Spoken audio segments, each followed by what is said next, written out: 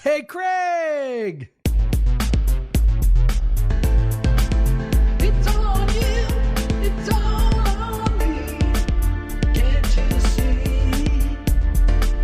It's on you, it's all on me. You and me, can't you? It's on you, it's on me. Hey, Craig.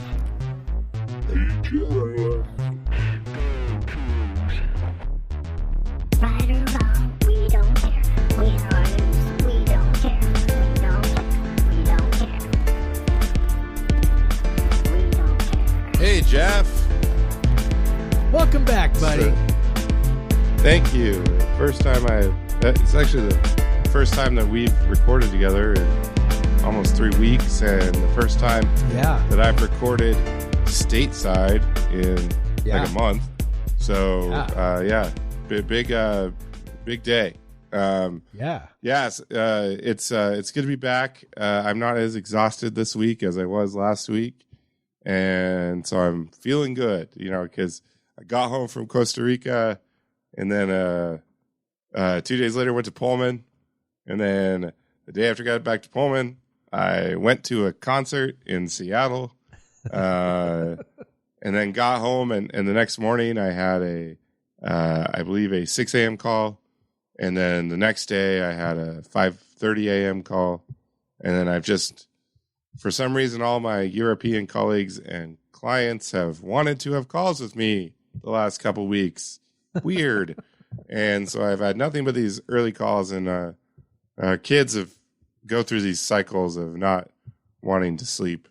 And so we've been on those. But hey, I'm feeling a lot better this week, and I'm excited to be podcasting again here on Podcast versus Everyone, episode number 190. Good Lord. Yeah, we're creeping up on 200. I am Craig Powers. I have been on 189 of those, as has my my co-host, Jeff Nusser. Welcome, Jeff. And basketball. It was a big weekend all around, an exciting weekend. But higher stakes for the women. The men though came out and took care of business against a couple teams that they probably should beat. Even though Stanford was more of a toss-up on the road. But yeah, it was a nice weekend for Mouhamed Gueye. He kind of asserted himself against some lesser opponents for sure, and he's had a nice stretch during this 5-game winning streak that I hope earns him some all-conference honors, and honestly should be earning him some most improved player honors, but we'll see about that. One thing that's interesting that Mo has done that I rarely see is he has been the KenPom MVP for 4 consecutive games. You don't see that very often. No. But when you go 21 points and no rebounds, still MVP, very impressive. But then you go 18 and 12, 15 and 15, and 20 and 10, with some assists thrown in there. Not too many turnovers. No turnovers against Cal. He really was. He missed a few shots inside because he was kind of taking some tough ones. But overall, had a nice game there. Kingsley going 9 of 9 from the free throw line. Very impressive. But yeah, overall on the weekend, neither game was pretty. Obviously, Stanford, we play the slowest games imaginable. I think we got up to 57 possessions. So that was more than the previous one, which was 58. And 58. The previous, how dare you? 53 against Stanford and Pullman. So these are actually secret, really good offensive games. But then Cal is just, Cal, since Mark Fox has been there, particularly since that program started to go downhill under him, really has played some really ugly games against WSU, because we, in the last few years, especially under Kyle, have really become a slow team. I've always been defensive oriented. And, Cal just came out with that kind of that senior day fire. And I think WSU had to weather that a bit. But overall, it was good to escape Berkeley with a win. And now they've won 5 in a row, in this stretch that we knew was going to be their easiest stretch of the year, like even easier than any stretch in the non-conference. Like this is their easiest stretch of the year. And they are the healthiest they've been all year. And they've come through with 5 wins, and they're actually winning some tight games, which is nice because the last few years this has been real tough, but winning tight games. But they came through it. Really, three of these in this stretch have been real tight and come down to last minute heroic. So it's been nice they're winning those games. It's nice they're beating teams that they should beat. And yeah, that's what we were hoping for. We were hoping we'd get to this point and have a few more wins so that we could be playing ourselves into a potential NCAA tournament bid. But obviously that is out the window. But it's still, they're playing for something. They're playing for a winning record, and that does qualify them for an NIT bid. Yeah, and this was the stretch that we pointed to the whole time, right? We're like, if we can just get to this point with enough wins, if we can just get to this point with, and survive and, whatever. It's what's a bummer, and, you alluded to it, right, was that, if there were just a few more wins along the way, right? And there's always the coulda, woulda, shoulda stuff where you go, okay, coulda won that one, shoulda won that, and obviously you can sort of like do that until the end of time, because, the bottom line is you did, lose those games, but the ones that kind of drive you nuts, the first loss to Utah, right, in Pullman in overtime, the UCLA game at home obviously kind of drives you insane.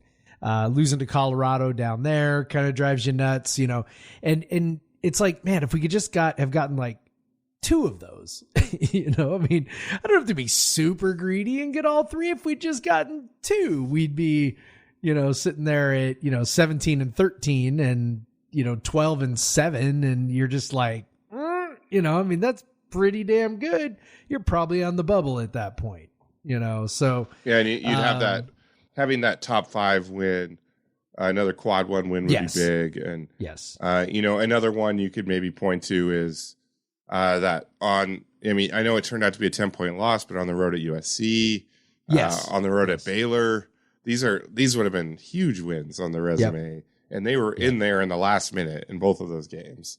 And, that USC game obviously has got out of hand. And obviously famously the Baylor, final possession was awful. Right. But that Baylor has turned out to be a very good team. But they were good at the start of the year. They were kind of, I think since they beat us, they really started taking a shot upwards. And now they're 13th on KenPom, which is only 1 spot behind Arizona.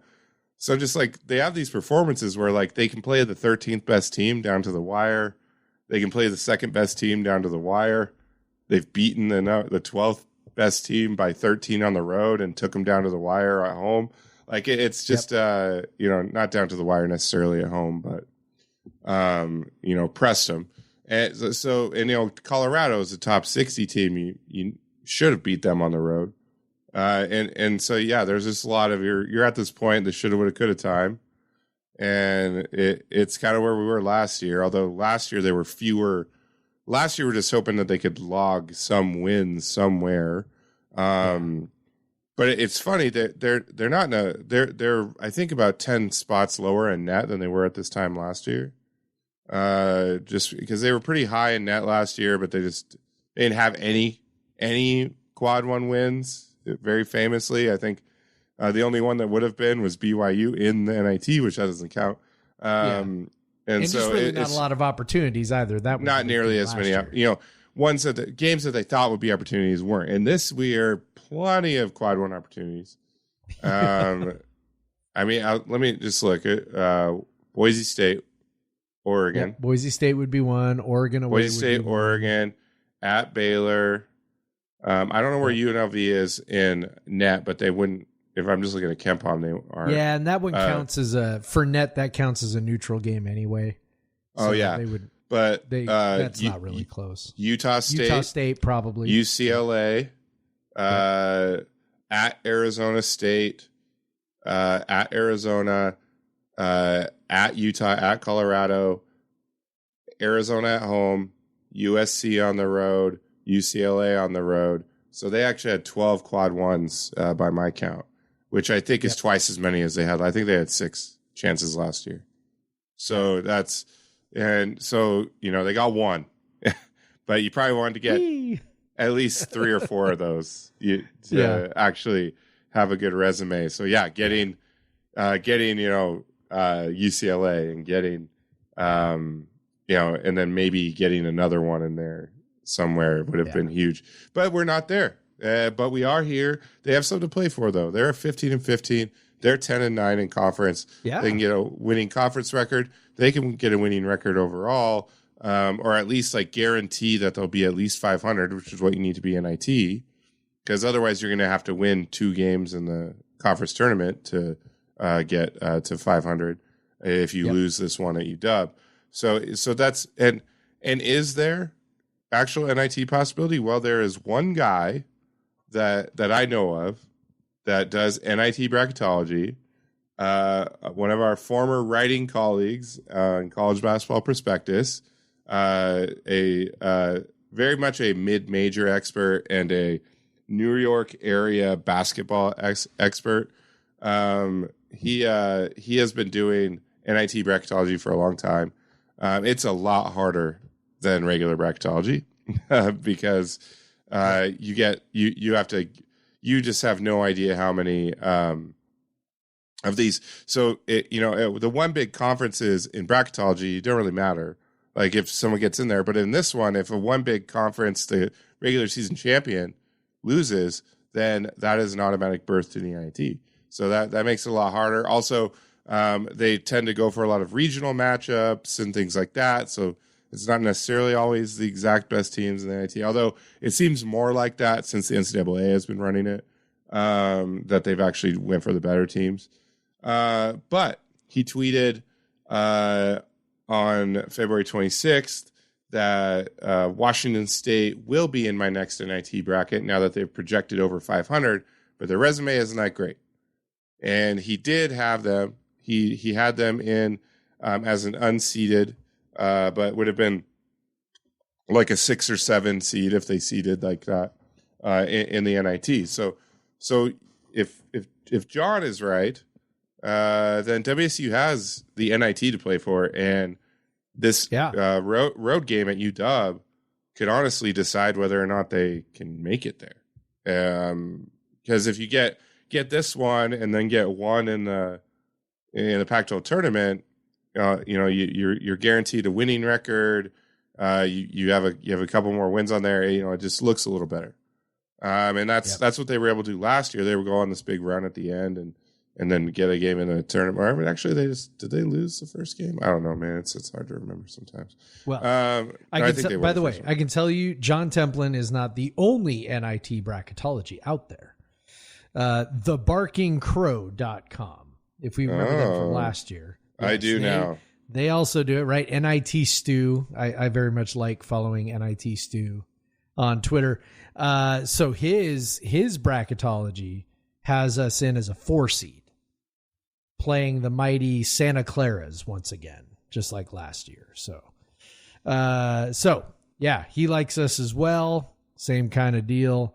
I assume got over 500 and all of a sudden was in his bracket. So yeah, John's not the only one. NIT Stu also likes us, which is good. Like, I mean, listen, the NIT last year was great. I know that for a lot of fans, I don't know. I say a lot. I don't know how many is a lot. I know that for at least some of our fans, that anything less than the NCAA tournament was, a supreme disappointment this season, which, whatever. I am enjoying what we're doing right now. I am enjoying the wins right now. Even the win against Cal, I am enjoying, even though it was ugly as hell. We beat Cal. Yeah. I'm happy about it. I don't care. Like, I'm just enjoying the wins. I'm enjoying watching them come together. I mean, we talked about, kind of before we got on, they're starting to win some close games. I don't know how much of that I believe is sort of improvement or how much of that is just who they're playing. It's probably some of both, but it's like, yeah, like they're kind of coming together and they're a fun offense to watch. And, they do still play pretty good defense when they're not playing zone. And it's like, I'm still enjoying it. So, for people who are like, we get lots of this around bowl time, right? People start complaining, there's too many bowls. There's too many bowls.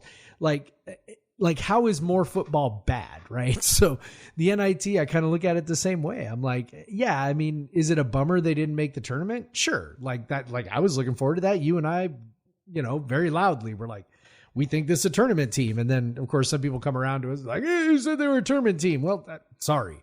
We were excited and we were optimistic. Forgive us for trying to be hopeful for something awesome.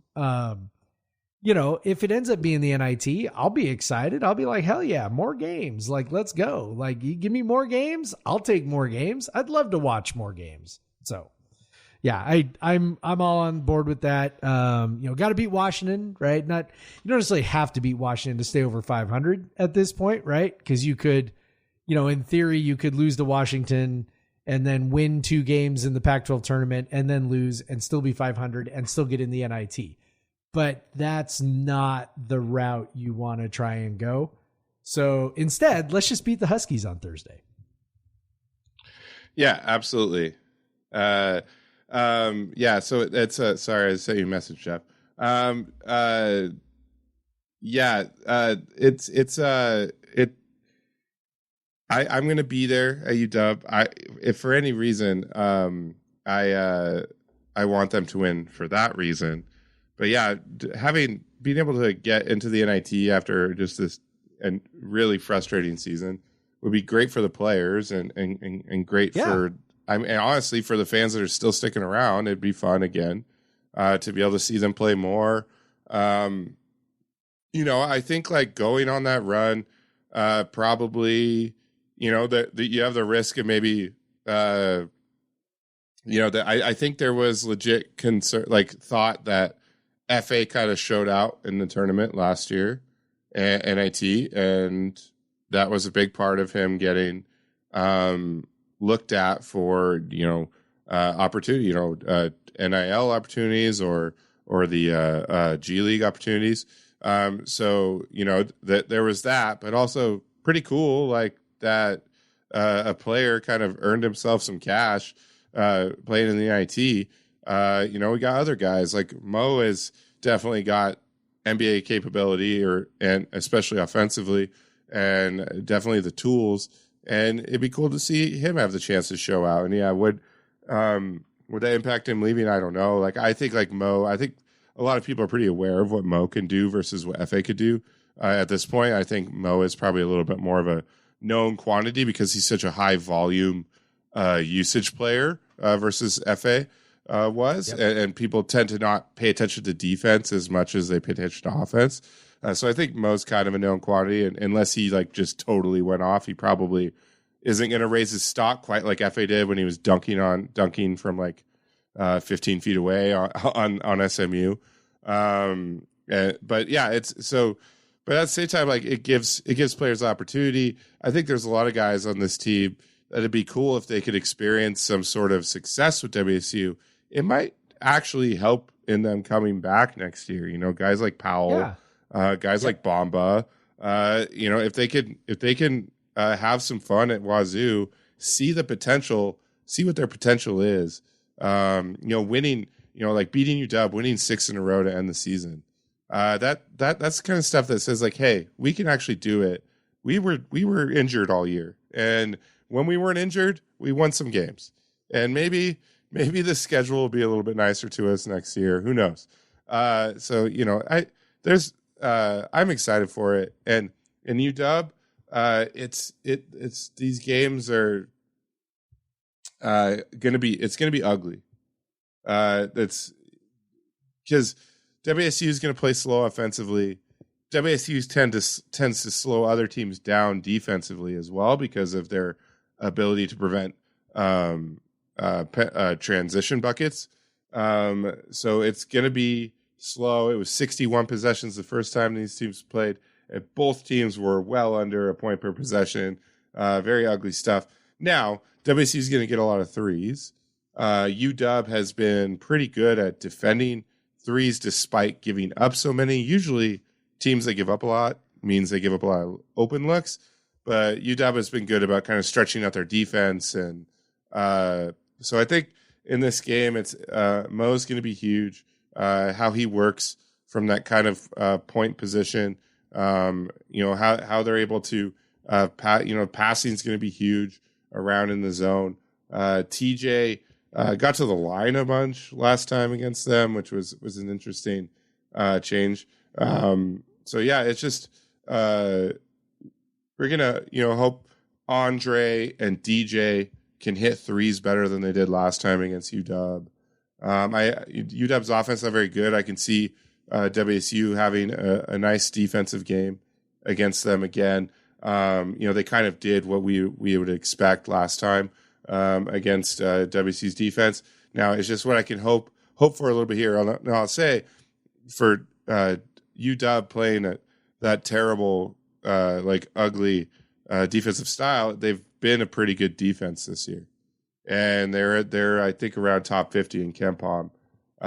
Which is better than they have been in some other 52, better than they have been in some other years under Hopkins. So it's this is the best they've been since 2020. The last couple of years they've struggled, so they're kind of back to be better. They have some. They've been able to defend the perimeter a lot better, force teams into some tough threes. We're going to take our threes, so it's going to be, it's just, will the threes fall? It's kind of a crapshoot lottery, but UW does only allow 29% from three, and that's about what we shot last time. So, I expect another grinding, game in the 50s to, maybe 60 wins this game. Yeah. And just to remind everyone, it is on Thursday at 8 p.m.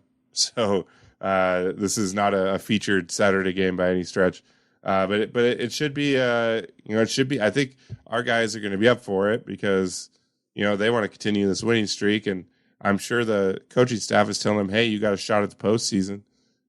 So it's a big it's a big game because it's the Huskies, but there's stuff on the line here, and I know some people are like turning or bust, and you know what I've said about that? Like, then why the hell do you root for Wazoo basketball then? Like, that must just be a miserable life for you. You must never, ever have fun because they have went to tournaments very often. But, NITs, they've also, just postseason in general, they've not done very often. So to be able to keep that going, keep some sort of program momentum going would be nice. Kyle Smith has not had a losing record since he's been at Wazoo. I'd like to continue that. That'd be cool to not have a losing record for 4 straight years. That would be good. That hasn't happened very often in Wazoo basketball history. And having a winning record in conference play 2 years in a row, that hasn't happened very often in Wazoo basketball history. So these are things like, while the season has been disappointing,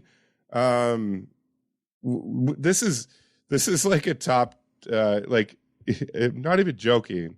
This is like a top 10% Wazoo basketball year because Wazoo basketball has been really, really shitty.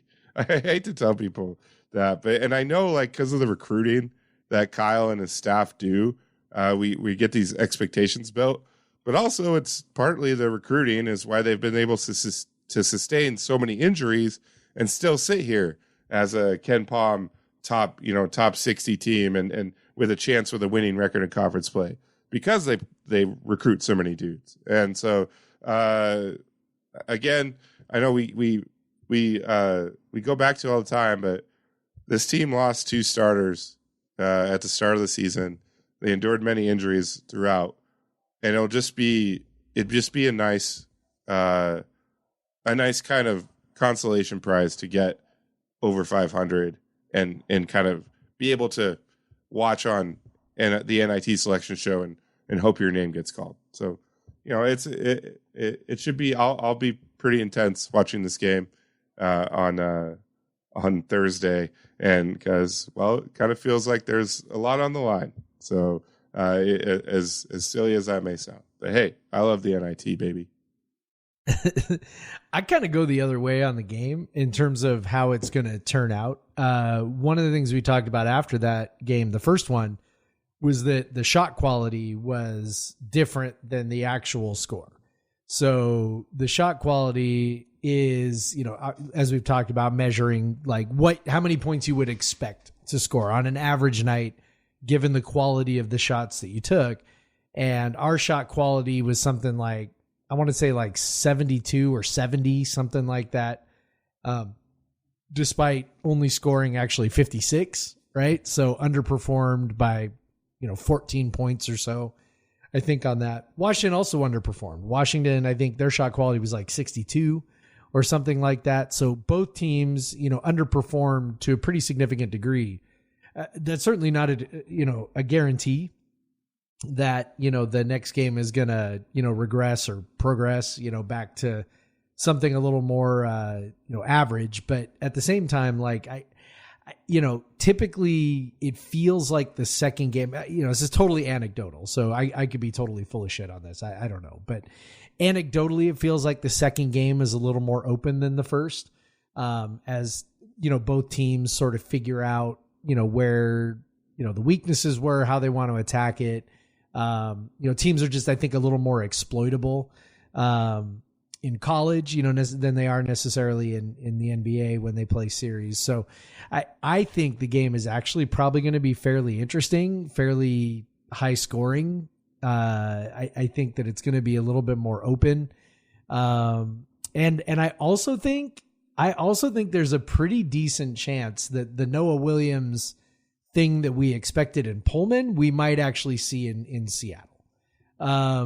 We sort of gave him a lot of compliments for how he handled himself in that game, and didn't really try to play outside of himself, had a pretty, solid game, doing what he did, and certainly was clearly not trying to make himself, the show. And that may have been him. That may have been Hopkins, telling him, hey man, like keep it under control or whatever. But, for whatever it was, he was, under control and had this solid game.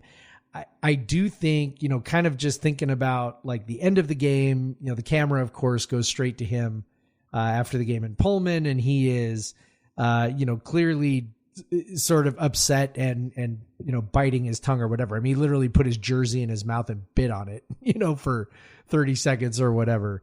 It seemed pretty clear that the loss bothered him a lot. And so I do kind of wonder, like, does he try to go into Noah hero mode? I mean, maybe he doesn't go full hero mode, hold on.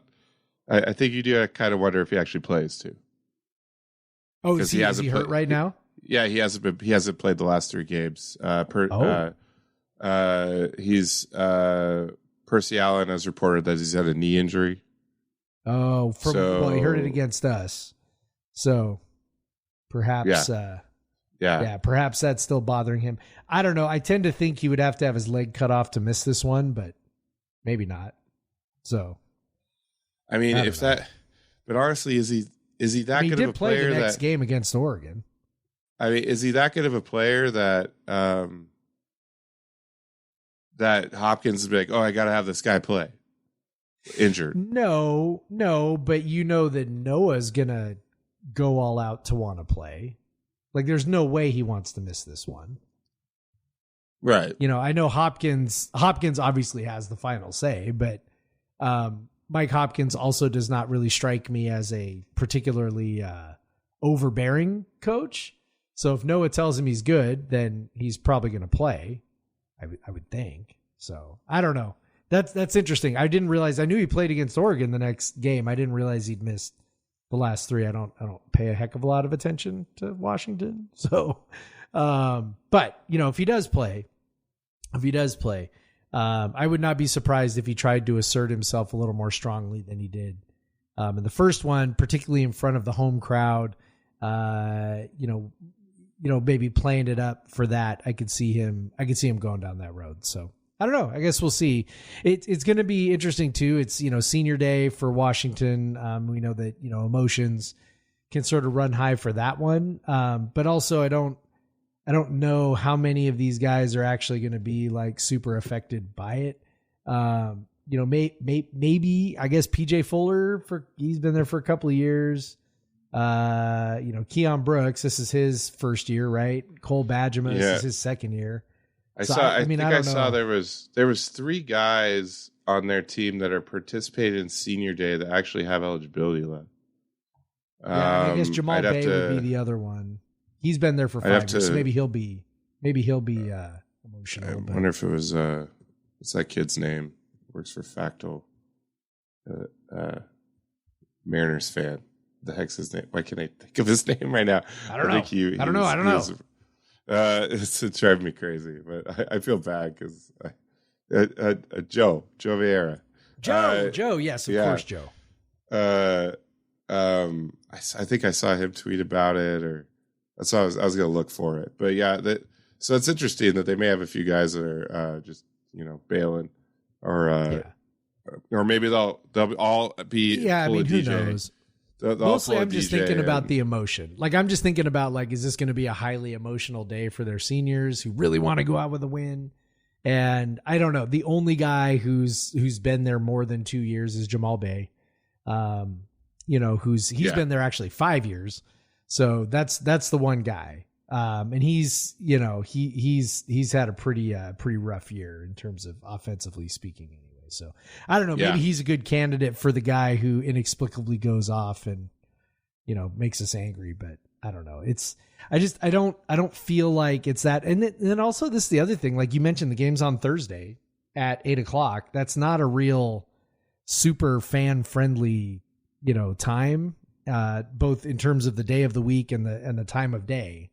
So I don't know how packed the place is going to be, either on that. I suppose I could look up available tickets real quick, but I don't know. I don't know. I do think it's going to be, like I said, I do think it's going to be an entertaining game. The shots I do feel like teams were able to get off in the first one sort of belied the score just a little bit. So I do feel like Heckhead belied the shots. Heckhead, because the seats are so compact. Yes. They fit 10,000 in a very small space in there. Yes, like even when they have like lighter attendance, it feels like a lot more people are in there. Just because it's so, and then the students section, I'm sure will be full. It's not very, it's for the size of the student body there. It's pretty small. Yes, it's a few hundred comparatively. Yeah, it's not very big. 40,000 students or whatever. Yeah. It's so that's I'm sure that'll be full, and they have theirs like right behind the benches, and hopefully I'll be sitting down there. I'm not sure. We'll see. I mean, I don't know how many Cougs will be there, but I got a crew of 9 going. Once you hit your wagon to the Logans, it's just the numbers explode, and so we got a pack of 9 going to the game, and I think there'll be a fair amount of Cougs there. There usually is at this. And I think probably the little winning streak we've been on, people are a little more excited to go to the game. Honestly, like I don't even think a lot of people would go to the game if we had lost 2 of the last 5 or so. So it'll be interesting. I will say there's not a ton of tickets available, so it looks like it's probably going to be pretty well. I mean, it usually is for this game, and honestly, there's usually a couple thousand Cougs in there, because it's and it's probably like for a lot of people it's only basketball, Cougar basketball game they see all year.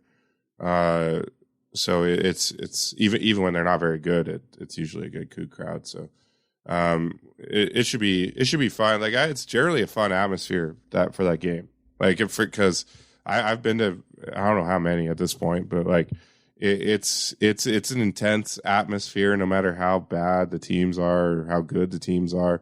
I mean, the most intense one I went to was when we were like ranked number 6, but But it's always it's a fun atmosphere because the students, for as much as they say that Oregon is their rival, really get on us. Like they show out for WSU, and it's obviously really fun to win at UW, and it happens a lot more than it happens in like football or whatever. So it's a fun game. So yeah, Cougs, if you're in the Seattle area, stay up late on Thursday. Let's go. Buy some tickets on StubHub if you got to. Let's support. Let's get to that winning record. Let's support them. And what Jeff said, it's going to be fun. It's going to be high scoring and all of that stuff. So maybe don't I should have made Joshua taken the whole family and gone to the game instead on Joshua's birthday. Yeah, it's been like, okay, fam, we're going to a Cougar game for your birthday. Could have done that. Just you're doing what Dad wants to do on your birthday. That's happy birthday to you. You're coming to a basketball game with me. Yeah. And you're staying up till on a school night. You're going to be up till midnight pretty much. And that's easy. Who cares about that? Who cares about school? School's for losers. Teenagers historically do not need sleep.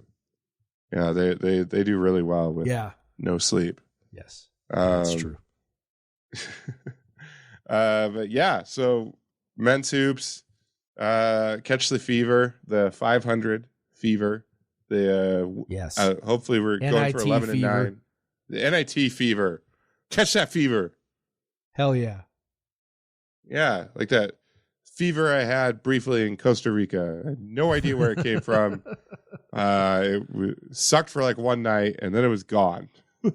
Yeah. So hopefully this fever lasts a little bit longer. This NIT fever. Yeah. And we could, I mean, in theory, this is something else we haven't talked about either, is like we could end up as high as like 5th or even 4th in the Pac-12 tournament seedings with the win as well. Yeah, absolutely which is totally insane. Absolutely, this team insane. was 5 and 9. 5 and 9. Yeah, 4 is a pretty insane long shot, but 5 is not super crazy. Our man Nate Dahl, over at Cougs Center, kind of did the scenario, and I'm trying to remember exactly what he said, but it basically was I think he'll publish it. I'm trying to remember. I'm like, this is great radio right here. Let me scroll through Slack. I know it's not that far away. It was this morning, so it can't be that tough to find. Let's see. Okay, TJ Bamba. We're talking about TJ. Okay, here we go. We got to beat UW, obviously. Arizona State loses to both USC and UCLA. That seems pretty doable. And I think those are on the road. Because I'm pretty sure because they played. I remember them playing them at home earlier in the season, so I'm pretty sure those are on the road. I think you're right. And Utah loses to Colorado, and that's it. That's very possible. That's not insane. Utah plays Colorado at Colorado, so not insane at all. And if we can get into 5 is a good spot to be, man. Like that's actually a really good spot to be. You get Cal in the first round, and you get Oregon in the second round, who you've already beat, like very recently. Who you've already beat, and you were right with them the first time around too. That game wasn't quite as competitive, but we're down a couple guys for that game. Yes, we're down a couple guys. So just beat them. I like our chances to play them again. And then I think from there you would play. So you'd play 4, and then you'd play. I think we should also point out that, like, I know it's. So you'd probably have UCLA after that is who you'd probably have. I think. Yeah, we should also point out a bit, like, this 5-game run has come with Zhang's been hurt the entire time. Yeah, and so you basically have been almost no backup big. They've played Jack Wilson a bit, and shout out to Jack for scoring a bucket against Cal. Hell yeah. Very, very pretty post move to lefty hook. It was gorgeous. He's pretty nimble. He's just too big. He just He can't get a call if- because he's too big. Yeah, if he runs into anyone, it's over. If he touches anybody, it's a foul. It's absurd. Like he gets called for being big. There's literally nothing he can do. Anyway, whatever.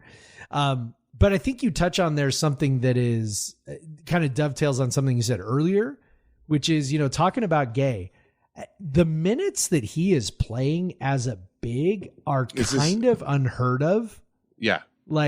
That is, and I know he's not a big, right? Like that. He's not like a big plotting dude, so that's a lot of times that's where the guys with their minutes, as bigs come from is, they just can't get up and down the court that many times. Yeah. Like Omar, 250. Yeah. Omar Ballo is, right. He plays 68% of minutes for Arizona. Yeah. So, you're carrying And 250, even 270 Tubelis, pounds up and down the floor. Like it's just too Tubelis much. is 73%. So yeah. So at 210 pounds, obviously, and he might not even be 210 to be honest, but to be carrying that. But the other thing with bigs that limits their minutes often is the fouls. Like they get into foul trouble just by being around the basket. Like that is literally what gets them in trouble. They're not necessarily more foul prone than guards. They're just near the action around the rim. And Mouhamed has done an incredible job of not committing fouls, of playing. I mean, he's playing 80% of the minutes. He's one of, let's see, how many? Three guys who have played in every single game this year. Oh yeah. It's him, it's Kamani, it's Justin Powell. That is it. And he is the one of two guys who has started every game. Him and Justin Powell, right? He and Powell are playing some absolutely insane minutes. Powell's playing 84% of the minutes. Muhammad's playing 80% of the minutes. And again, like I said, that's sort of unheard of for a big. So yeah, I don't think there's enough. I just don't think there's enough praise to go Muhammad's way. Like there are so many ways in which he has been so unbelievably incredible this year and has not gotten nearly enough praise for that. And he is getting, like, this is what's crazy. He's getting better as the season goes along. Like it is not, he's had a couple of road bumps because of course you are, but like he's playing his best ball right now. Now, some of that might be, competition. We have to keep like throwing that caveat in there, right? Because they've, played a whole bunch of But teams he's also had great games. He's had great games against Arizona and UCLA. So it's not. He has. Yep. So it's, he's playing his best ball right now. He's really, really, really, really, really fucking good. I hope he comes back next year. If I was rich, I'd be like, what kind of NIL deal can I sign Mouhamed up to? Cause I just want to see him play one more year. Right. Like, I don't want to think too much about that. Cause we're still in the middle of this season, but at the same time, it's like, yeah, like he's just so good right now. And, I don't know if he's got the eye of NBA scouts or not. I wouldn't be shocked if he ended up like with a second round promise where somebody's like, yeah, I'll take a flyer on you. So the question is, does he want to cash in on a second round promise or does he want to play for, that first round contract? I don't know, but I do know that what he has done this year, as is sort of the tradition of our fans in general, the best player on the team very typically does not get appreciated enough. And I've written enough of these posts at Cougs Center over the years that I remember them all, right? I did a big long thing on Devontae Lacey because he was incredible and not being appreciated because the team was bad. And then I wrote a big long thing on Isaac Bonton because he was incredible and the team was like so, but people just didn't like the way Isaac Bonton played, which was stupid, but whatever. And then now I think I may have even done the same thing with, Brock Modem back in the day. Like it's kind of one thing after another with these guys. And it feels like Gueye is the latest in the line of that. And maybe it's just because, we talk about this a lot, right? That our fans are not really huge basketball fans, right? We have a lot of football fans who sort of very casually follow basketball. And maybe that's a big part of it, right? Like we got all these fans who don't follow it closely. And if you don't follow it closely, you probably don't appreciate the improvement that Gueye has made. So I don't know, man, maybe I'll get motivated to write something about that, just how incredible he's been. Cause it's it's been so good. And, people who have chosen not to watch this team because they gave up on him or whatever, they've really missed out, because he has been so fun to watch. And for a guy to, improve to the degree he has, going from like basically the fifth option to the first option, and improve his passing and improve his dribbling and improve his shooting. And it's just like, it's like the curve that he's on right now is insane. And I don't know if you can anticipate that curve continuing, but like I'd love to see for one more year and see how high that curve can go. Yeah. And I think, just to add something to how he's improved. And I think when you hear fifth option to first option, people are like, oh, he's just taking more shots. But it's like, the thing is, like, when you're taking more shots, when you're using more possessions, cheers, Jeff. When you're taking more shots, using more possessions, you're taking more difficult shots. And there's actual data to back this up. And we were discussing it a bit earlier. So Mo last year, let me scroll back through Slack again. Where did that go? Was I? Where was I? I found it. Here we go. Mo has higher O rating with significantly higher usage. Right, 63% of his 2-pointers were assisted. That's the part you're talking about, right? Yeah. Where? 7:33 p.m. Why is it 2.5 hours ago?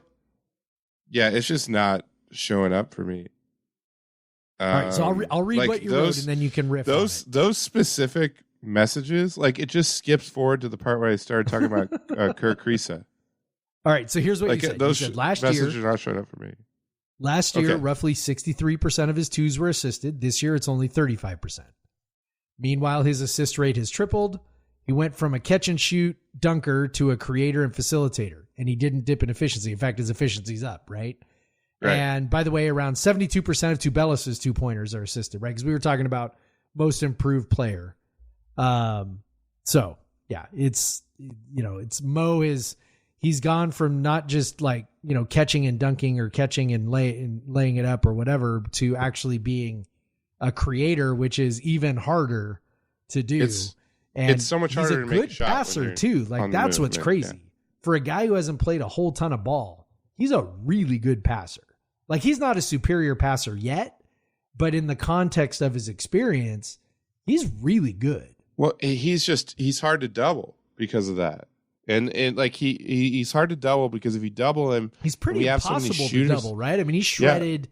Who was it what was the team that Stanford? Stanford loved to double. They tried, and he just like destroyed them with it. They finally had to abandon the doubles. Yeah, because he's good enough. We have enough shooters. He's good enough, and even like hitting TJ on those cuts to the basket.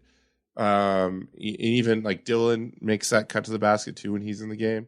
Not quite the same finisher, but he finds those plays, so they're able to run through him because he can actually make passes. 14% assist rate is pretty good for a guy that also it's predicated on him to get his own shot most of the time. And so for a big, and when he was 4% assist rate, which is like kind of like an accidental assist rate almost, to go up to 14%, which is because he has these games where he gets 3-4 assists because he's just finding guys out of doubles, or he's finding guys when the defense is basically Bryce calls it gravity. So they're not necessarily doubling him, but they're kind of sinking into him a bit. The defense is pulling towards his way, tilts the defense. You get more open looks because he even gets those hockey assists a lot, and so it's fine. Now, like, honestly, he's being very selective and with his threes, and when he is able to be confident, catch and shoot, he's actually burying them, and he's up to 30. He's up to 33% in Pac-12 play on threes. Craig, he has 3 for his last 3 on threes. 3. Yeah. 3 in a row. And they've all been very similar. And then they've all been early in the game. In the previous game, open, he's 4 for his last 7. 4 for his last 7. I don't know. Just saying. Yeah, Throwing like that out there. he's. I mean, the stroke looks fine. He's just so inconsistent. Yes. That's the problem. Yeah. he And is. yeah, but but he's been more consistent. Obviously, his 3-point shooting overall is about the same what it was last year. He shot a bit more this year, but I think like he's taken a lot more difficult ones at times this year. But yeah, he's just his field goal percentage doesn't look amazing, but it's also because he shoots a lot of really tough shots, and a lot of like premier bigs don't shoot like you mentioned when I said it. Like Tabella, like the vast majority of his shots are assisted, which means he's catching and shooting the ball. Like he's already set up for the shot. Like but Mo, if you watch Wazoo basketball, he's getting the ball and he's having to create. There's nothing there, and he's creating it on his own. And that often, he takes tougher shots that way that don't always fall. But the fact that he can create those shots is big. And plus, now you got TJ's feeling a little better. He's creating shots. We got him against Stanford was so impressive against a guy like Harrison Ingram, who is a similar sized body, similar size, even bigger than TJ, and just to bully him like he did was impressive. And By the way, here's something I just saw that I'm like, oh, this might help people contextualize what's happening right now. So KenPom has these similarity scores where it'll compare what a guy is doing to another player who has a similar profile, right? So here are his similar players. Okay, first one is Ivan Rabb. Now, a lot of people probably don't remember Ivan Rabb, but he was one of those. He was a 5-star center recruit to Cal when Konzo Martin was there. So that's one comparison. So that's the most similar.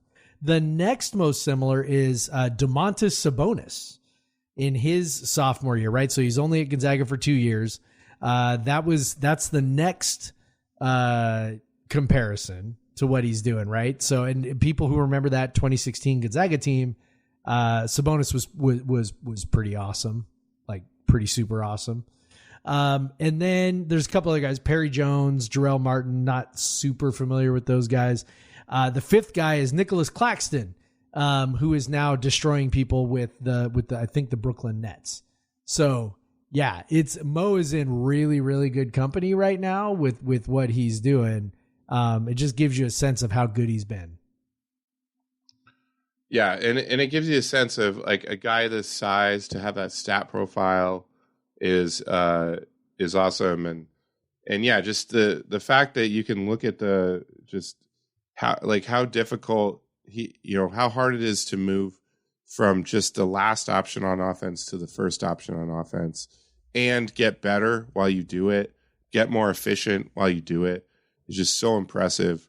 That's why, just because of WSC's record, he probably won't be, he might not be considered that much. And because he's had some off and on games, I don't know, but he definitely should be in very serious contention for most improved player in the league. Yes. He should be the guy. It shouldn't be close. Like it shouldn't be close. By the way, Perry Jones, I just looked up Perry Jones. I remembered his name. He played at Baylor, was a 1st-round pick, played in Oklahoma City for a few years, and then bounced around the G League and Europe and whatever. Yeah, I think everyone on that list played. Everyone on that list played in the NBA at some point for some time. I think. Yep. So again, he's good. Muhammad's good. He's good, and again, he has not played basketball that long. Where he's on like 4 or 5 years at this point. Very impressive. Yep. So yeah, I guess that's a good time. I was talking about TJ real quick. He destroyed Stanford. That was really fun. Another guy you hope gets more time because he's been battling that hand injury, and his improvement has been insane. And just the things he can do that he had no chance of doing when he was a freshman are crazy. Yes. And hopefully maybe he'll show out against UW, and then we'll be able to talk about him a little bit more. But yeah, let's take a break. Come back. We'll talk about no break. Screw SB Nation. No break. Oh, yeah. No break. No break. Okay. Fuck them. Oh, fuck them. Yeah. All right. Cutting our show. No break. Let's talk beer. All right. Hold on. Let me get my beer open. Sorry. I just, you know what? No break means I don't have to edit and find the ad. So All right. no break. All right. Sounds good. Well, fine, Okay, Jeff. Would it make you feel better if I went, and we're back? Yep. I already feel better. There you go. All right, Jeff. So, before we talk about women's hoops and baseball, I want to know what you are drinking. Yeah, well, I started out the night drinking one of my favorite standards when I can find it. It's on tap at Rainier Growlers a lot, but don't typically see the cans around a whole bunch. But I happen to be in Walmart of all places, which was sort of odd. And I picked up a Boneyard Beer RPM IPA, which is, again, one of my favorite, sort of standbys. This is kind of a West Coast, typical West Coast IPA, but it is a little more, for people who haven't had it, it's not like quite as bitter and hoppy as a West Coast IPA can sometimes be. This one's a little more well balanced. It definitely has, it's definitely not a hazy, but it has some of those some of those same kind of notes to it that make it feel a little more juicy. When you're drinking it. So one of my favorites, I love Boneyard Beer. And like mostly just because whenever I've gone down to Bend, they're just like cool ass people who work there. The first time I went there, they did not yet have their tap room up and running. So they basically just had, essentially where they were brewing the beer, which was in like basically a warehouse. And you could go and you couldn't actually buy the beer, but they would give you like unlimited tastings, right? So like Georgetown used to do that before they had their tap room. And, when I went there, I was like, oh yeah, I love your guys' beer. And like, it's really great. And, Notorious is one of my favorite kind of crazy triple IPAs to drink.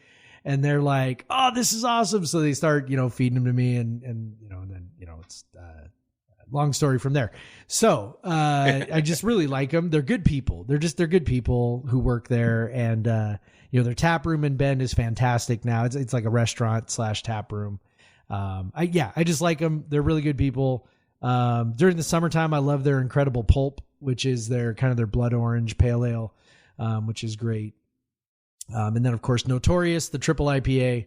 If you ever find that, just make sure you have a designated driver, because it's very easy to drink way too much of it. So, yeah. So I started with the Boneyard. By the way, now I've now moved on to my my Fremont Golden Pilsner. So Yeah. Of course, you couldn't get Boneyard in cans for a long, long time. Yes. It was very recently that they started actually sending out I cans. think it was when they moved to the tap room and kind of upgraded their whole brewing operation. I'm pretty sure is when they started canning. So this was like, I don't know, 3 years ago, I think. Yeah, because they were always like a go-to on draft for me, because I knew I couldn't get it in a package. And they were one of those beers, like you could be in a place that had like nothing to speak of on draft, but they would just randomly have RPM, or what's the bigger one? Not Notorious, the but the Venom. Hop Venom, or is that the smaller one? Yeah, that's is RPM. I think. Which Hop one's Venom's the double their IPA? Double IPA. I think. Yeah, double. So you It's either Hop Venom. you get RPM, sometimes a Hop Venom, and they're both really good. And yeah, always a nice kind of you'd look into finding one of those at a bar that wasn't really like a beer bar by any stretch, but had a few craft handles, and they would often have a Boneyard handle. Yep. And so and always good. Yeah, great brewery, great IPA brewery especially. Yep. What about you, man? Well, I went to the cellar as I've been doing lately, and I even this time got a sour beer, which I'm just like, I just can't put these down like I used to. I just can't. You're getting old, my man. You're getting old. But this is this one from White Rooster Farmhouse Brewing. They are in Sparta, Illinois. This is it's a second anniversary blend from spring of 2019. It's called Laps de Temps. I don't know. Like it's in like this like fucking font that's like impossible to read. Let me look it up. Right Rooster Laps de Temps. It is Laps de Temps. Let's look on the so this description here. It is with apricots, plums, and blackberries. So I wonder if this is if maybe they changed the fruits or if it's always this combination because this literally just a sticker on the bottle that just says apricots, plums, and blackberries. Like it doesn't say that anywhere else. So interesting. But yeah, it definitely is very fruity. It's not too terribly acidic. It's definitely sour. I think you still get some of the blackberries. They're definitely like a dominant on the color. Apricot a little bit there. So if you don't like apricots, you probably wouldn't like it. Apricots and plums often taste like pretty similar in beer, by the way, too. But yeah, it's pretty tasty. I mean, I tell you, like when I was in my like big farmhouse and sour drinking era, I would have really enjoyed this more. But it's very, very good. But I am going to have a hard time getting through the 500 milliliter bottle on my own. But I will try. I will definitely try. Just like get those. Hopefully, you got a roll of Rolaids nearby, or yeah, definitely a big old bottle of Tums, and you just go. I also was drinking earlier. I was drinking a Shadow Lifter coffee oatmeal milk stout from Holy Mountain. It's got a nice scorpion on the can. Good stuff. So yeah, beer. White Rooster Farmhouse Brewing. If you're in Sparta, Illinois, and you like saisons and farmhouse style and sour beers, go check them out. I don't know if they make anything else. The only things I've ever seen from them are sours and the like. So that might be all you can get from them, but pretty tasty. And it's from almost 4 years ago, spring of 2019. So good stuff.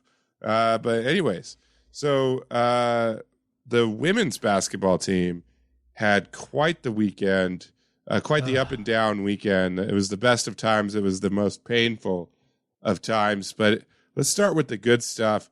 On Thursday, right before, right up until the men were playing, the women went down to UCLA and came away with a victory for the first time ever. And just so happened to be their third win over a ranked team on the road this season. Just an impressive win for so many reasons. But yes, they were 0-34 at Pauley Pavilion, and they are now 1-34 at Pauley Pavilion. The first time ever. There is nothing safe under Cammie Etheridge. Everything is in danger. She just continues to do things that have either never been done or haven't been done in a very long time, or maybe have only happened once ever or something like that. So it's just been very impressive. Tara had a huge game and Bella had a huge game. It just so many play. Tahina made some shots, and just like all the players that are stepping up for this team on a regular basis, even while frankly, like Charlize has struggled offensively. Like we struggled with her shot for a while now, and they're still able to get these wins. Now she is one hell of a playmaker still. And we talked about gravity. There's no one has gravity quite like Charlize on the team. No. But she's just an incredible passer. How many times I've seen. Well, I mean, I distinctly remember one play where there were like 3 UCLA defenders. So like Charlize was on like the left side of the key, kind of probing.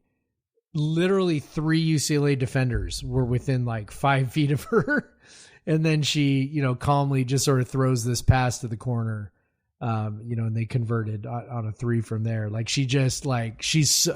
her numbers haven't been great. Like, I think you were probably going to talk about that. Like, her numbers haven't been great lately, but she still just it reminds me so much of like sophomore Klay Thompson, right? Where maybe the numbers aren't totally there, but he just commands so much attention from the defense, except the difference is Charlize has these really, really good players around her who can make shots. Yeah, and I'd say like Charlize is definitely a better ball handler and passer than sophomore year Klay Thompson was. Yes, that is which accurate. helps. But she's hit so many just these kind of full court passes to Bella or whoever who's running the floor off of a missed shot. She's just got so much vision, and she's just a smart basketball player, such a talented basketball player. And she also, got a nod for all Pac-12 honorable mention on defense, which honestly I think she's even underrated defensively. She's so good defensively. I think she doesn't get steals and blocks enough for people to rate her higher, but she's just a lockdown defender who can guard. Often guards 4 different positions. Sometimes 5. So she's just an impressive player all around. So even when she's not hitting shots, she's so valuable to the team. But the nice thing is, you have games where Tara's hitting shots or Yo's hitting shots or Bella's just been consistently playing well. Ula will have a game here or there. Tahina will have a game here or there. Jess Clark steps up every so often. It's just there's just a lot more players that can contribute this year, and it's nice, and we've talked about that a lot. But yeah, and so that helps. You wouldn't see them beating UCLA and Arizona on the road with Charlize having these games in the past, but now they're doing it. So that was amazing. That was incredible. And then you followed up with WSU beating Stanford, the men on the road. Just a perfect Thursday basketball night. And it kind of looked like we were heading towards that on Sunday, too. The women were the first to play. It came out strong against USC, another very good team. They've been fringe ranked. They're pretty high in the net. Definitely a tournament team. They were up by 16 at halftime. Built the lead to 41-22 in the third quarter. And then it just kind of fell apart. And now they themselves were struggling. But I got to say, I do not think UCLA completes that comeback with a little help from their friends in striped shirts. Now, there's one very obvious one. I only watched the last 3 minutes or so. My youngest had his birthday party. So I kind of wasn't, I was kind of like checking in periodically. I'm like, oh, they're way up at halftime. That's fantastic. And then I turned it back on later and I'm like, holy shit, what happened? Like the lead was, almost entirely gone. And then at the end, of course, the play, right? The play. Cougs are up by 2. I think it's Wallach who tries to make a pass. USC very clearly kicks the ball into backcourt. No call. USC player chasing it down, dives onto the ball, slides 5 or 6 feet. No call. Passes the ball from her back as she is sliding to somebody else. And then there are 3 Cougs around her and they swat the ball out of bounds and a foul is called. I did not see close enough to know kind of maybe whether the foul call was legit. I mean, I was looking on my I think it was. So I think the foul call was the one. You think legit. It was? Okay. Yeah. It looked like it may have been borderline. But the 2 calls that preceded it, this is with 20 seconds left in the game, right? Something like that, 15, 20 seconds. Cougs are just, essentially they're trying to run 30 seconds off the clock. Even if they don't score, USC's only got, 5 seconds, 8 seconds, something like that to try and score to tie the game.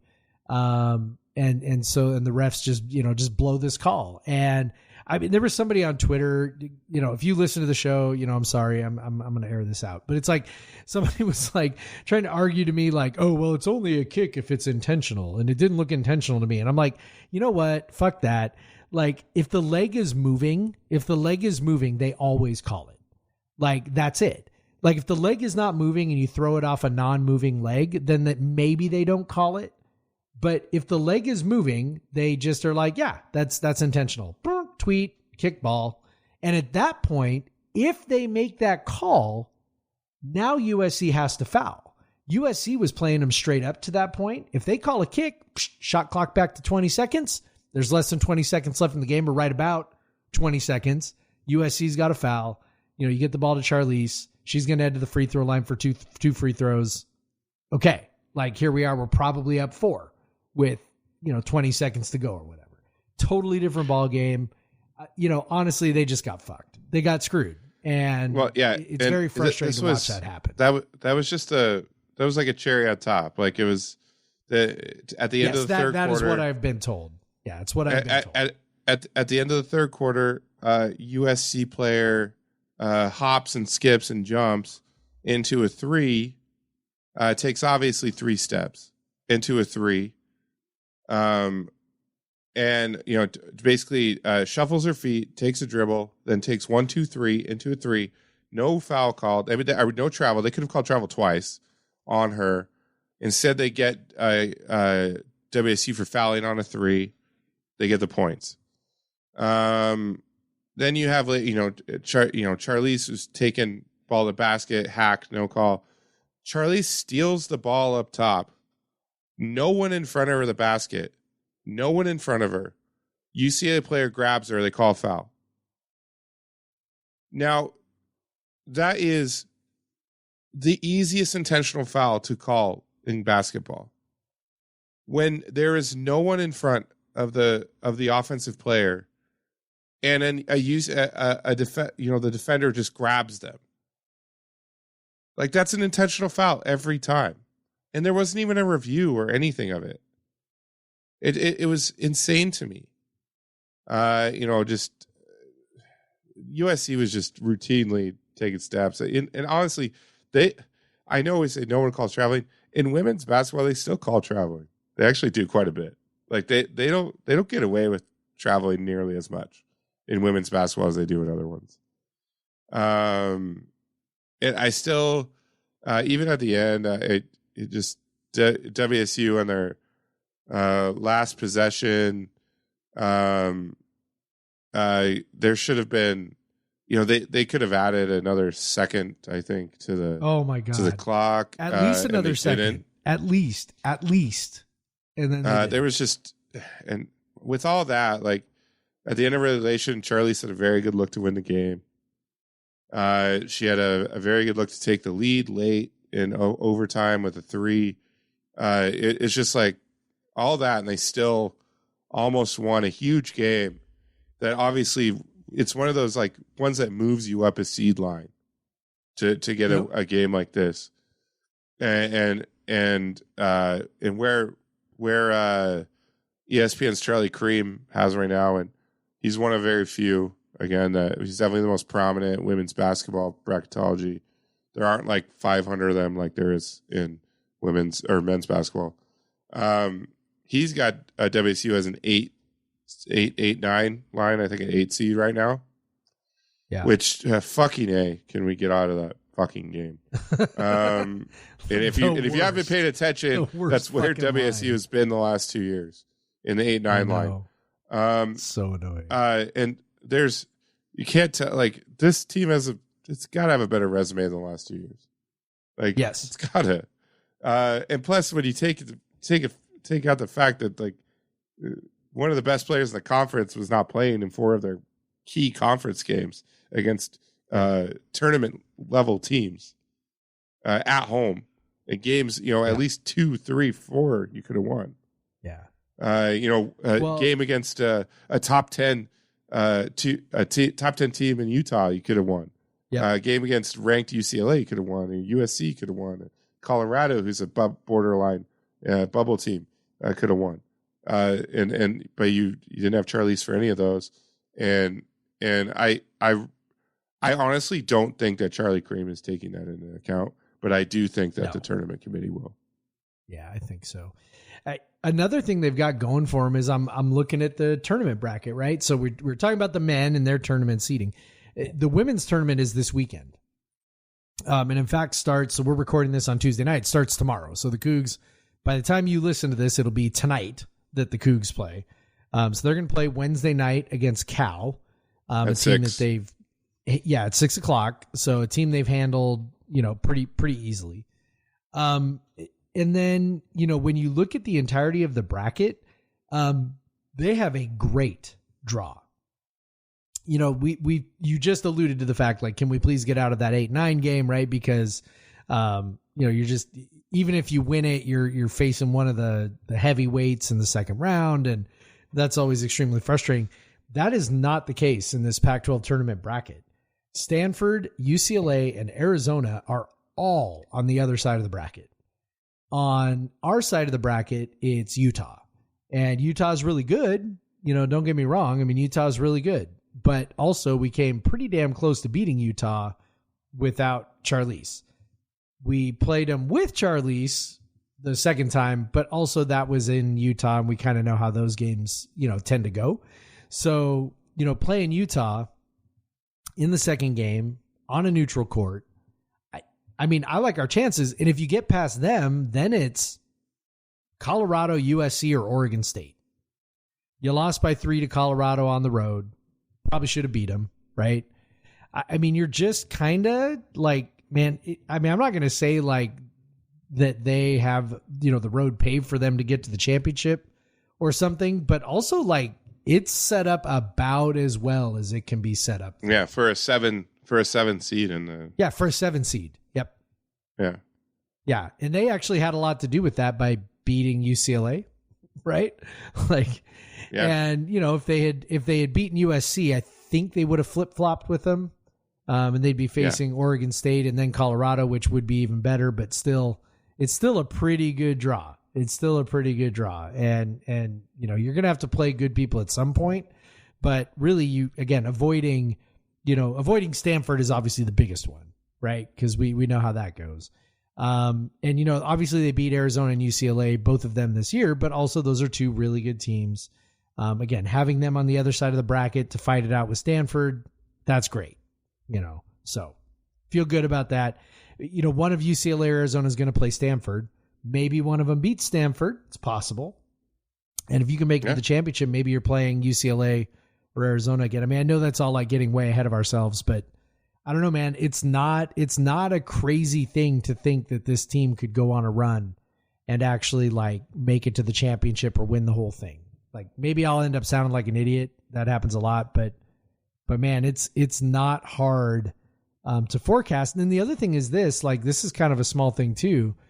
The way the tournament is set up, they play Wednesday, Thursday, Friday, and then Sunday. So if you can get through those 3 games in 3 days, you got a day off. So I don't know. Maybe they can pull it off. Even if they can beat Cal and get that win against Utah. Even if you just get that one, that's a resume win. Yeah. And yeah, it's just at this point, it's like, what can they do to improve their seeding? Maybe get a 7 or a 6 or a 5. Even I don't even know. The committee usually thinks higher of the Pac-12 overall, and than Charlie Cream does. Yes. He's had WSU like barely in the tournament the last 2 years, and then they were like 8 and a 9 seed. Comfortably in both times. Yeah, comfortably in both times. So now he's got them comfortably in, so maybe they're even more comfortably in than he thinks. Which I honestly like. I just see I don't know. Their net is around where an 8-9 would be, I guess. But I mean, how many of those teams won 3 games on the road against ranked teams, and how many other teams have a provable 4-game stretch of games they probably would have at least won 2 to 3 of, because they have one of the best players in their conference, probably like a top 30 player nationally. Like this is I got to think that the committee knows about those 4 games, And I gotta think the right people are letting the right people know about that. Well, I would hope And so, or somebody's not doing their job. If not, and that would be a really hard thing for a bracketologist to keep track of, because they're keeping track of, roughly 100 teams or so that have like legit resumes, and then they have to sort those teams, and when you're looking at the, when you're looking outside of like the top 20, it's hard to consider like injuries and missed games and all that. And it doesn't like stick out as much, because even if they look at Charlize, see she missed 4 games, they don't know which 4 games they were, all that stuff. But I got, the committee, it's their job to know that shit. They better know that. Yep. And this team is obviously better when Charlize is there, and enough better that they could have won those games. And so I hope that those games are just kind of like a wash on their record, because or at least they get some credit for like taking like tournament teams to the wire without their best player, and then beating one of those teams, and almost beating another one of those teams on the road, almost beat Colorado on the road too. And it's hard to, we get these heartbreaking losses like against USC and against Colorado, and like missed opportunities. But you got to remember, like, even like a lot of really good basketball teams have a lot of heartbreaking losses because they're in games all the time. I mean, you think of the heartbreaking losses that Tony Bennett's teams had, the really good teams. Yeah. It's because they're just in games all the time. So you're not going to win all of those. So it just happens. And so, I'm excited to see them at the tournament. I hope they show out, and I hope they get a chance to, just take out Cal, and then you start playing the good teams and see what you can do. Because I just think this team is, with Charlize, this is a top 25 team. There's no doubt in my mind. And that's why I hope that, they are rewarded with something like a 6 or a 7 seed. Yes. Because I think that's where they are. They're even a 5 seed. They're very good. What they've done with Charlize is ranked team quality. And I gotta hope. I've said it over again. It's just because it's just fucking. I'm stressed about it. I gotta hope that because just this team is set up so well, but just getting the wrong. If you're in the 8-9, with how good the ones are, it's just yes. It's just different in women's basketball. You're like, okay, I hope we can win one. Yes. But if you're a 7 or a 6, especially if you're a 6, you can start thinking about Sweet 16 and what happens if they're a Sweet 16 team. Because there's a strong likelihood that wherever they are put in the tournament, they will feed into the Seattle Regional. The Sweet 16 and the Elite 8 are in Seattle this year. And there's a strong possibility that they will feed them into that. Because and if WSU gets the Sweet 16, there's a strong possibility that game is at Climate Pledge Arena. How sick would that be? Like, and that's why that's the stakes of like getting those higher seed lines, is getting that route. And plus the higher seed line, more likely they're going to feed you into that regional. So just getting that route to getting these like quasi home games for your NCAA tournament, ask Gonzaga how that went back in the day. Like, yeah. In 1999 or whatever, being able to play in Seattle for tournament games. It'll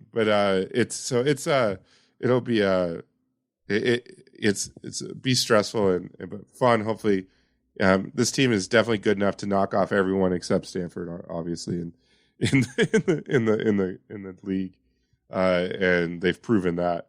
And so, check it out. 6:00 on Wednesday. So if they beat Cal, I'm sure it'll be a 6 or an 8:30 game on Thursday. So it might be right around when the men's game is. But so that means it's all have on to have a couple Pac-12. screens out. All of it, Pac-12 network. Even the championship. Yep. Except for championships on ESPN2. So Oh, but everything okay. else on Pac-12 Network. So, yep. Well, all right. So yeah, big week for WSU women, and then now we have another sport to talk about every week again. Man, we better make this fast. Okay. You gotta go. Jeff has to go to the bathroom. It's late, and I'm 2 beers deep. So, baseball off to a good start, 7-1. Have scored a whole bunch of runs, a lot of double-digit games, a lot of 7-8 runs. Nice comeback win against UNLV. Won 3 of 4 at the Tony Gwynn Classic, losing only to the home team, losing only to UC Irvine, who is probably the best team at the thing, probably the best historically good program. I would assume so. But yeah, we'll definitely be keeping an eye on them. They have their home opener this weekend, so if you can head out to that. But they should hopefully, we might have some good baseball back at Wazoo, and we think that Brian Green is good enough to build this team to a tournament, and maybe this is that year. I mean, we're getting exactly what we were promised with him, which is incredible offense. Like that was kind of the, that was the rep that he was coming with, was that they would hit, and they are definitely hitting. All right, was that fast enough, Jeff? All right, that was fast enough. Good if job. If you want us to, if you like us, subscribe. We might be able to keep the feed. I don't know. I don't fucking know. And honestly, definitely subscribe. Vox. No. So this is the deal. Like, definitely subscribe. The feed, whatever happens on the back end with us with the feed, nothing is going to change on the front end for the user. Oh, good. So as long as you are subscribed to one of those feeds, you'll be fine. If you're subscribed, you'll find us. To one of our 3 feeds. Yes. But definitely subscribe to the newsletter, because the podcast will come through that as well. And we'll maybe I can get Craig to do some writing. Maybe I can get Craig to write an article. Maybe. Yeah, I don't know. Craig's got a job where he writes all day, though, so that's a tough.